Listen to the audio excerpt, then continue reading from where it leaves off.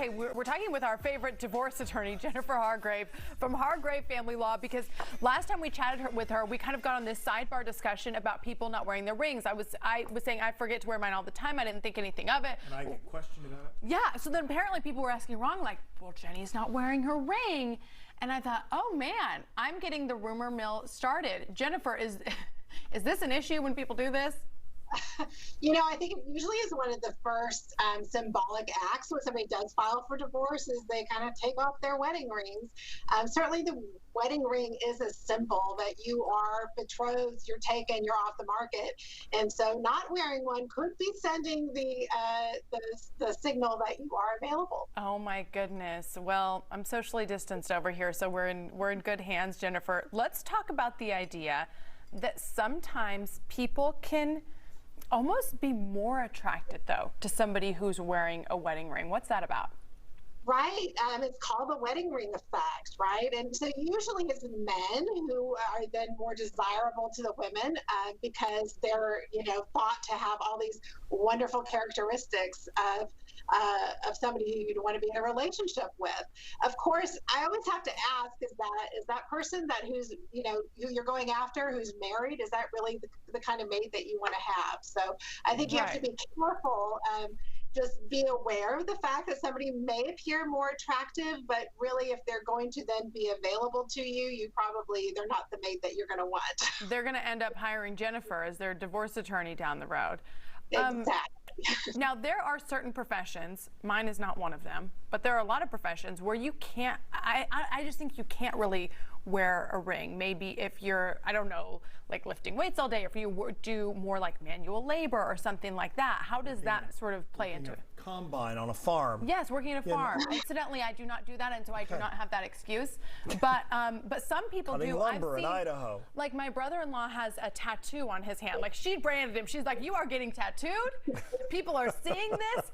Does this ever cause controversy for people when one person says, "Well, I can't wear the ring because of work"? I mean, I think there's certainly occupations where it's considered to be an occupational hazard. You could get electrocuted or could get hung up on machinery, or people working in the food prep industry. I mean, there can be sanitation issues. I think for nurses, it can be an issue as well. There are other options, like you talked about a tattoo. There are silicone rings. It's just if somebody wants to be wearing a wedding ring, there are other options out there for them. If they don't want to wear it, I think that's where the question comes in: is why are you not wearing your ring? Well, because I had sushi last night and my hand's swollen and I didn't want to shove it on, Jennifer.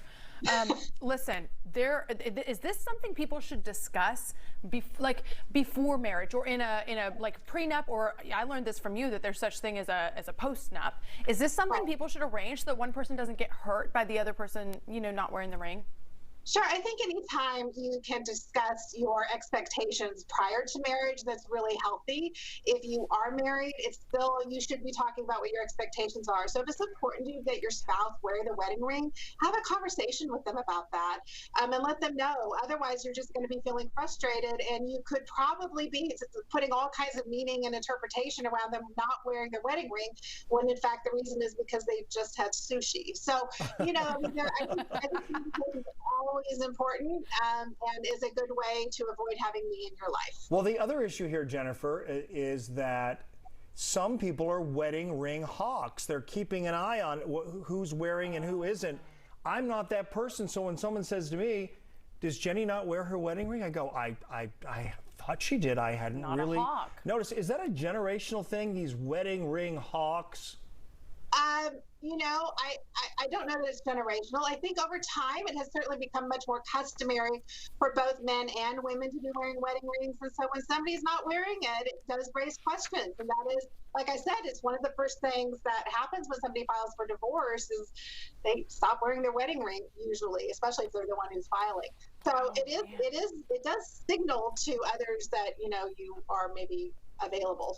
I think it's also the women that notice and ask. Like, I doubt that men don't notice. I don't know that a man would notice as much. I mean, maybe that's a generalization. Well, it was men asking me about you. Oh, wow. Straight men asking. Well, just kidding. Saying, what happens if a couple in case things go south? It sounds like you're pretty good. Oh my gosh, we got some prospects. Jennifer, we're just going to end it there. I had more questions, but we can't top this.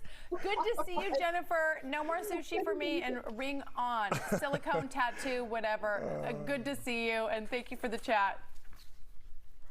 Here it is, Hargrave Family Law, and then facebook.com/divorced DFW, or it's divorced DFW, 1D. Yeah, it's all there.